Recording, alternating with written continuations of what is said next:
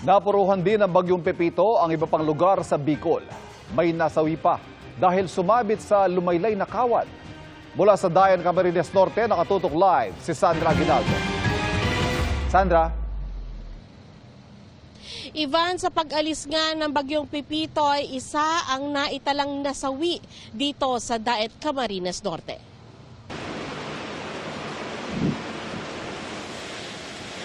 Magdamag ganito nagparamdam ang bagyong Pepito sa mga bayan sa Camarines Norte. Ang tindahang ito tinangay ng hangin. May mga alagang baboy na itinali sa gilid ng kalsada. Tumaas ang tubig sa dagat, higit na malakas at malaki ang alon.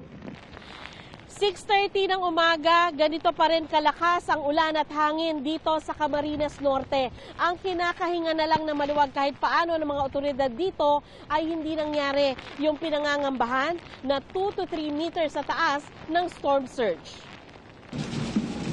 Sa Bagasbas Road sa Daet, tumumba ang posting ito dahil sa lakas ng hangin at ulan. Ilang sasakyan ang dumaraan pa rin sa ilalim nito para di na umikot na malayo. Pero isang lalaking nakamotorsiklo ang patay matapos umanong sumabit sa mga nakalaylay na kable. Sugatan ang angkas nito.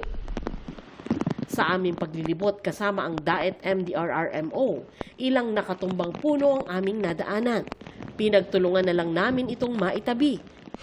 Ilan sa sinakluluhan ng rescue team ang isang buntis na malapit na manganak.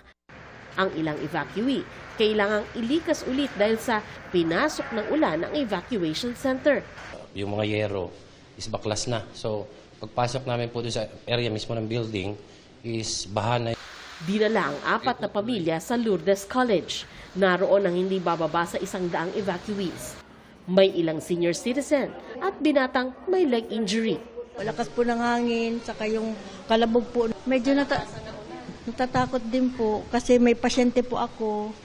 Nagka-landslide naman sa isang kalsada sa TV Albay, kaya tanging motorsiklo lang ang nakakadaan. Ivan, nakatakdang mamahagi bukas ng tulong ang GMA Kapuso Foundation sa mga napuruhang residente. Yan muna po ang pinakahuling ulat mula dito sa Camarines Norte. Ivan? Ingat kayo dyan at maraming salamat sa iyo, Sandra Aguinaldo.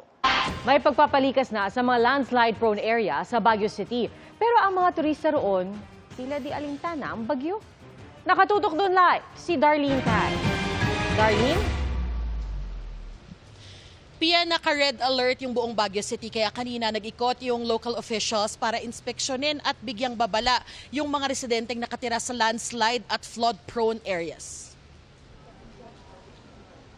Maulan man sa Baguio City na nasa signal number 4, dagsa pa rin ang mga turista. Since na 60 years old po yung father ko, so that's kailangan po talaga namin itong ituloy. Sa Wright Park, binihisa ng kapote ang mga kabayo na ibabalik daw sa kanilang kwadra. Isinara na rin ang public parks at inabisuhan ng ilang pribadong tourist spot na magsara. Pinalikas na rin ng CDRRMO ang mga nakatira sa landslide-prone areas, gaya ng Barangay Dominican Mirador. Pag na-reach na yung oversaturation ng ating lupa, yun talaga nagiging problema namin. Kung ano naman na mayroon ng mga movements na yan na nakakatakot, of course, we will get out of the house. Inikutan din ng LGU ang mga bahaing lugar tulad sa Barangay Lower Rock Quarry dahil baka umapaw ang City Camp Lagoon. Ipinwesto na rin ang rescue equipment. Naghanda na rin ang Philippine Military Academy sakaling kailanganin ang emergency response. Pia, ngayon hanggang mamayang madaling araw inaasahang mararanasan yung malakas na buhos ng ulan dito sa Baguio City. Kaya kanina nag-anunsyo na yung Baguio LGU na suspendido na yung klase sa lahat ng antas bukas November 18. Half day na rin yung pasok sa government offices maliban na lang doon sa mga may kinalaman sa emergency response. Yan ang latest mula rito sa Baguio City. Balik sa iyo, Pia. Ingat at maraming salamat, Darlene Kai.